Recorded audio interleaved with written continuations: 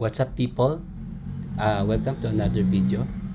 In this video, we're going to learn how to test MyBatis and Flyway using test container. Okay, let me show you the required dependency.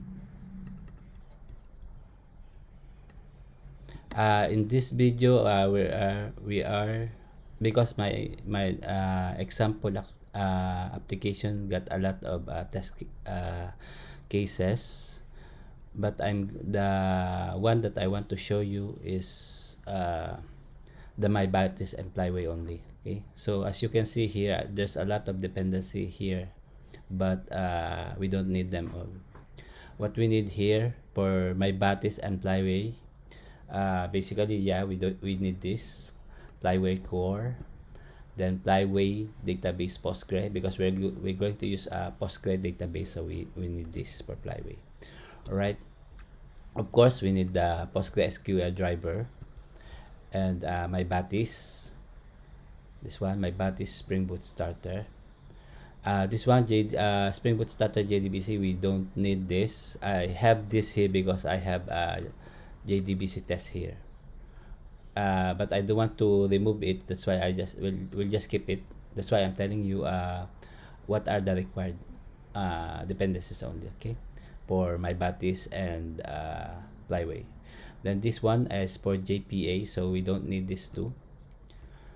Then this one, because we have JUnit, we are going to use JUnit, so of course we need the Spring Boot Starter test.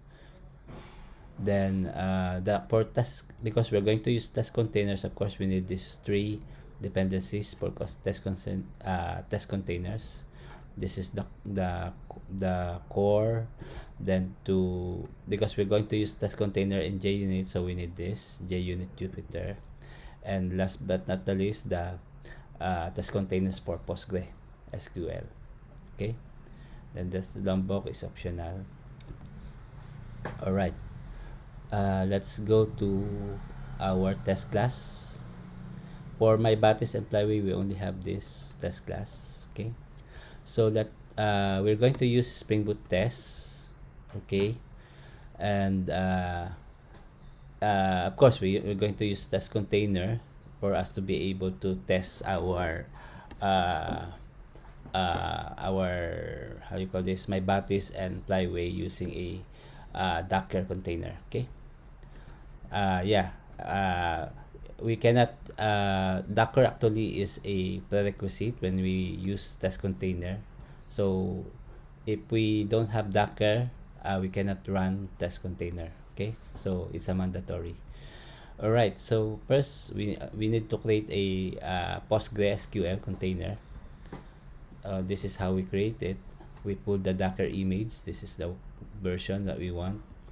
Then I have MyBatis interface, this one, customer, I call it customer mapper. All right, so let me show you how I implement this. Basically, this is only an interface. If we go inside, you see there is a mapper annotation. This is provided by MyBatis, and the implementation of this you can find in, if we go to our application properties, let's go first to our MyBatis test. As you can see, I'm pointing it to this application properties. Okay, Testcontainers Flyway. So this one, Testcontainer Flyway. So here I enable the Flyway. So yeah, then I also tell the MyBatis framework this is the location of our MyBatis configuration, which is this one, resources, then this one, MyBatis config. So inside our MyBatis configuration, I define the package of our model. So this is the model package. As you can see here, MyBatis model, this one, customer. So it's just a podio. Okay, this is an entity actually. This is mapped to our, MyBatis will map this to our database table. Okay, then what else? Sorry about that. Then this is the this is the implementation of our customer. You remember this? We have customer mapper. This one. This is the interface, right? Our interface got find all, two methods actually, find all and save, right? So the implementation of that is this.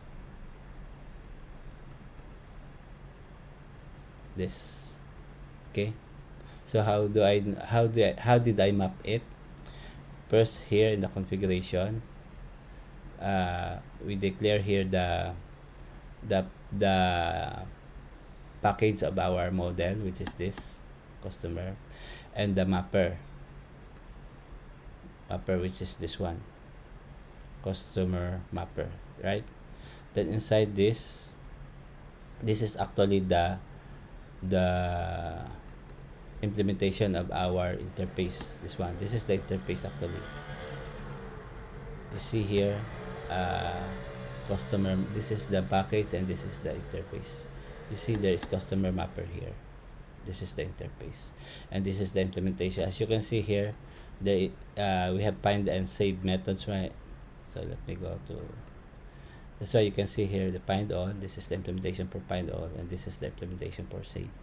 All right, so let's break it, how you call this, let's go to details.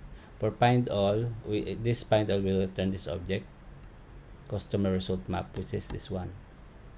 Customer result map have 3 columns. This is mapped to our database, which is column ID, message, and amount. This DB table column is mapped to our Java.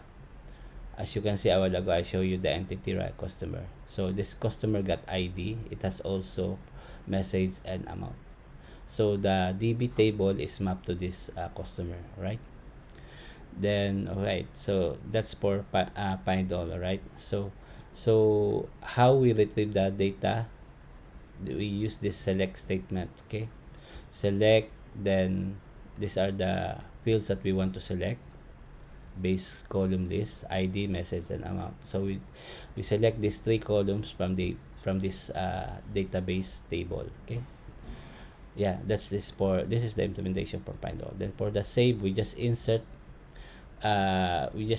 this customer object to our DB table customer. Okay, this customer again is mapped to this type, and it has 3 fields: ID, message, and amount.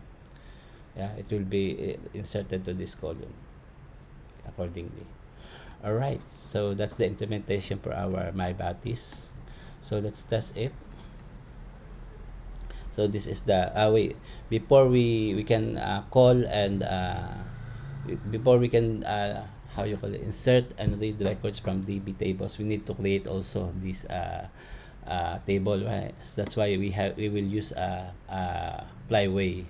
So in our configuration, this one, you see I enabled the Flyway, and our Flyway by default is located to resource DB migration folder.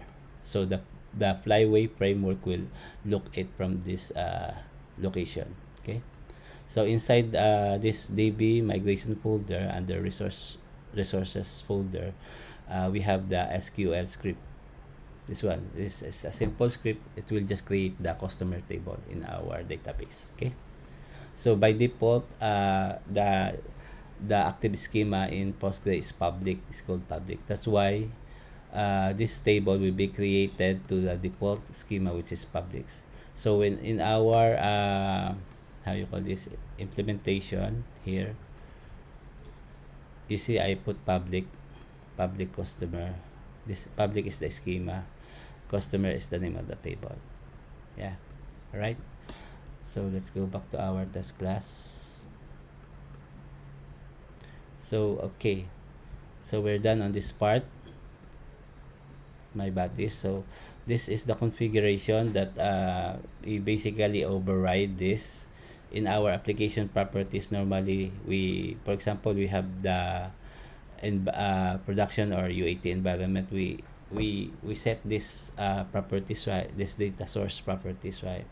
So in our test class. In our JUnit test, we will override this configuration using the values from our test container.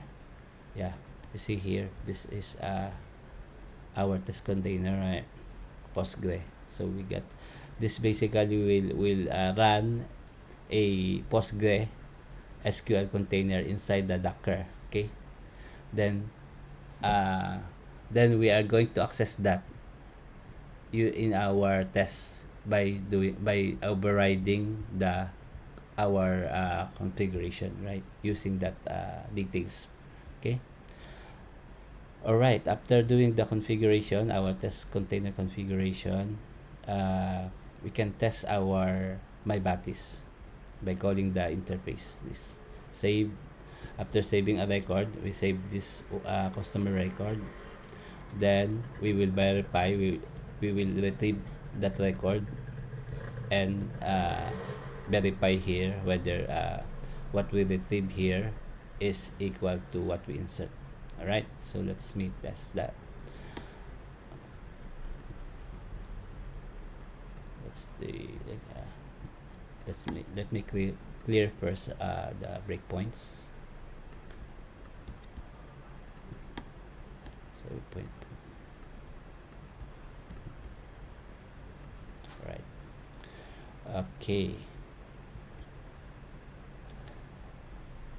So take note, at the first time you run this test case or test class, it will be very it is a bit slow because it will download this Docker image. But after it is downloaded, the second time you run this, it will be very fast already. Okay, so okay, let's run the save method. All right, after the save method, we expect this record, right? Hello world. Okay, so let's check it. All right, so let's see the result.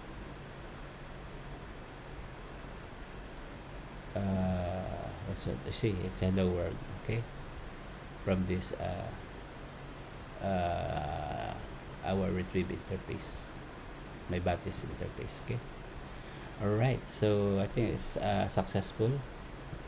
Thank you very much for watching this video. I hope you enjoyed this video. Until next time, have a good one.